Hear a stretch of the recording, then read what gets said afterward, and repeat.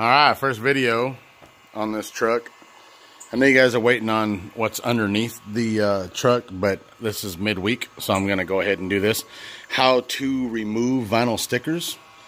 And this is fairly easy. The reason we're removing these is because one of the previous owners, this was kind of more of his own signature thing that he likes to put on a lot of his vehicles, which that's fine. I just don't want this to be like his. And so now we're going to take his signature off of the truck, and so we can make it more of our own twist. Of course, this color blue is going to go darker because, well, I mean, we could have a Walmart truck. Walmart's a little bit darker too. Look at it right there, the bucket. So basically we've got this heat gun on 3. It says to put it on 4, but we're finding 3 seems to work a little better. You don't want to get it too hot. That's why she's got it away from the sticker and pulling slowly to just keep it heated up. It's not going to get all the sticky off. We're going to have to work on getting the sticky off after this. But you just take your time, go slowly, and slowly work each sticker off individually, of course. You get that front lip off, get a little grip on it, and then keep it warm, and it'll pull right off. We've got this one, and we've got this whole side over here to do. And I think some of this has been taken off. No. Oh, I know what it was. It was this side up here that was taken off. But we've got all these stickers on the side right here to take off. And then we'll get back to you guys. Yeah. All right. Keep working it, baby. You're doing a wonderful job. All right, we're using a hairdryer because you can use a hairdryer as well to pull these off. But we're running into another problem. The paint's like really just coming right off with everything. I mean, you can literally lift up a corner right here and start peeling it off. See? So, we ran into that problem on this side. I don't know if you can hear me, but yeah, the paint's coming off with it. Ran into it right here. The paint just lifted off with the sticker. My wife's having trouble trying to get this one started. I just got it started. I'm ready. We're worried about how much more of this paint is going to lift off. What? Did you show that there's still glitter on the paint job underneath? Well, yeah, there's still glitter, but that's probably because that's what kind of paint it was. And, so, but yeah, we're just going to have to, it's going to have to be probably all the way sanded down, before we can even put another paint job on it. I heard that there was like 4 coats of paint put on this. So it might have been 4 coats, but it's not holding on to what's underneath very well. So this weekend we're going to get underneath it and look at the suspension this next weekend. But for now, we're going to continue getting the rest of these vinyls off and see where we are on that.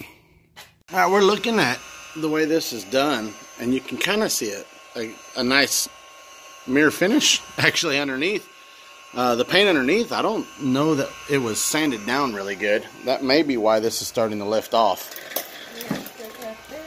Yeah, the strip over here, you can kind of see a nice finish on that right there in between the paint. And then I'm noticing up here on the front bumper, I was thinking because these bumpers move around a lot, but this is a little bit harder.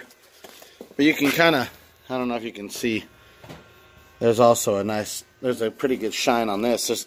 It's not even really been sanded down very much. So we're actually going to have to sand all of this down.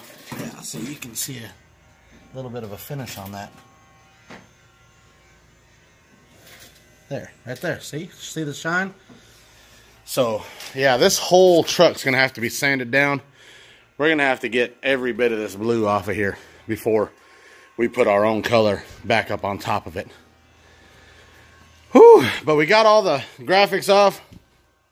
Now with the rest of the sticky that's still on there, we're going to use this, the Gooby-Gon. Some guys would put there's an eraser thing that goes onto a grinder. You can spin it and it'll eat the glue off of there. The only problem with this is because of the way the paint's lifting, I wouldn't want to put anything else on there because I don't want to lift it off right now. I'm not ready to paint it. And so to preserve what is left, we're just going to try to get most of this sticky off of there as best we can. And basically you just take that, you spray it onto the sticky, you let it sit for a little bit, kind of rub it in.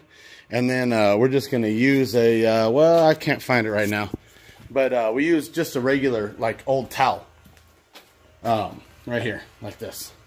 Just a regular towel with a little bit of abrasive on it. That will help to lift that sticky off of there when we rub the Gooby-Gon in. I already did it right here. You can kind of see where this top of this wasn't scrubbed with an SOS pad. The few spots that are still shiny is where there was still glue left on here. The other side has the glue still there because we just took that one off of there. So, that's how you take vinyl stickering off of a vehicle. If you have a really good paint job and it's shiny and whatnot, you're not going to want to use a harder abrasive. You might want to use like a microfiber towel and rub it in. And it may take you a couple of times to get it off of there, but just take your time. That way you don't scratch the paint on either side of where the sticker was and where the sticker was. Be careful with that. Don't allow any excess dust or dirt or whatever to get onto the sticky, because then it'll act like sandpaper when you're trying to rub it off. I'm not necessarily worried about this paint job, so we're going to just rub into it and make do with what we have. I don't know if we're going to get this painted this year. I mean, I would like to, but we may end up working at getting it sanded down. And stay tuned again. Like I said, this coming weekend, we're going to get this back up off the ground. We're going to get it up on stands. And I'm going to get a good light, and we're going to get underneath there. And then we're going to see what the rest of everything on the suspension looks like. So you guys can see this has a 2-link rear suspension, which actually keeps most of what the suspension is out of the way of a lot of things. You'll get to see that. And we'll look at how the front end is done on a Ranger. Now, this is spring ride. It was after the I-beams. So this is not an I-beam setup. If you have an I-beam setup underneath the front end of your Ranger, this is not going to be the one that you're going to want to watch. What else? This truck, I don't think was originally designed to stand up on 20s. I think this was originally designed to stand up on like probably 15, 16s, maybe a 17, because the ball joints, when it lays all the way down to the ground, they're sticking at the top.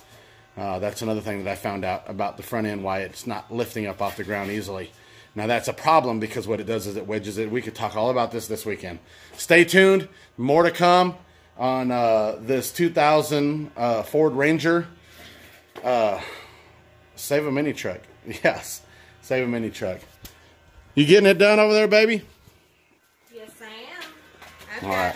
I'm almost done. Almost. She's got just a few pieces left, and we're gonna get this all fixed up. But yes, stay tuned, and we will see you guys. Thumbs up, and I don't know. That's it. Right?